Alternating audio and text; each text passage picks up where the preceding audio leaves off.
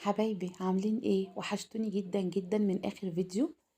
النهارده بأمر الله هنعمل مع بعض الحمص الشامي بطريقة سهلة وبسيطة. وهقولك ايه المكون اللي بنضيفوه بيديكي طعم بيبقى احلى من اللي هو في الشارع او في العربيات اللي على الكورنيش. طعمه لذيذ واحنا عارفين ان ايه. اللي هي ايه من الاكلات يعني ايه اكلات الشتاء كده. على الكورنيش كوباية الحمص ب15 جنيه دي الوسط، الصغيرة ب10 جنيه. وطبعا مش عارفين المية شكلها ايه، الحمص مغسول ولا لأ، الحلة اللي معمول فيها الحمص ايه. جيبي بقى نص كيلو كده حمص واعمليه، وبجد طبعا القيمة الغذائية عالية جدا فيه. معايا نص كيلو من الحمص كده، نقعيه لمدة 6 ساعات. وطبعا عايزة تنقعيه قبلها بيوم يكون أفضل. كل ما تنقعي الحمص أكتر كل ما بيستوي معاكي بسرعة. نزلت بيه في مية تكون مغلية، ونزلت ب5 6 فصوص توم، ونزلت ب4 طماطمات ضربهم في الخلاط، 4 طماطمات صغيرين. هضيف مكون هيخلي طعم الحمص حلو جدا، وده بجد بيفرق. ودي التركاية اللي بيستخدموها المحلات بره او عربيات الكورنيش. مرقة الدجاج في الحمص يا جماعة بتفرق جامد جدا. نزلت بمعلقة صغيرة من الكمون، معلقة صغيرة من الكزبرة، وهقلب المكونات دي كلها. وهرفع الحمص على النار وهسيبه اول ما يبتدي ان هو يغلي معايا، هوطي عليه واسيبه يستوي براحته.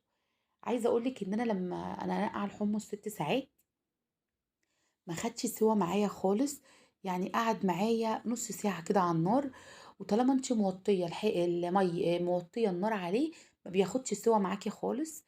بيستوي معاكي بسرعة، بيبقى زبدة كده كهرمان. هنشوفه مع بعض. الملح بخليه في الآخر خالص عشان ما يعطلش التسوية. ضفت الملح بتاعي وخلاص، ظبطت الملح بتاعي وسبته يغلي كده غلوتين بالملح. وطفيت النار كده عليه، وقلت لما اوريك اللون والجمال. كهرمان كهرمان كهرمان. اكتبوا لي بقى في الكومنتات مين بيقول عليه حمص شامي ومين بيقول عليه حلبسة. عشان احنا هنا في اسكندرية. ناس بتقول حلبسة وناس بتقول حمص شامي.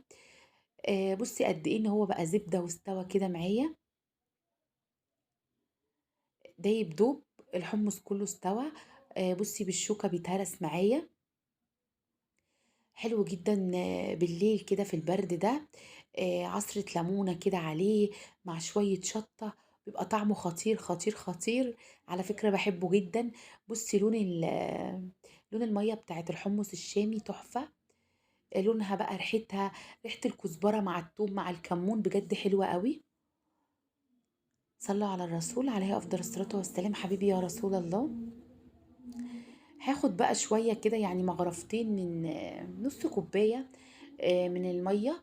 هضيف معلقة من الشطة، وفي نص الكوباية التاني هضيف معلقة من الكمون.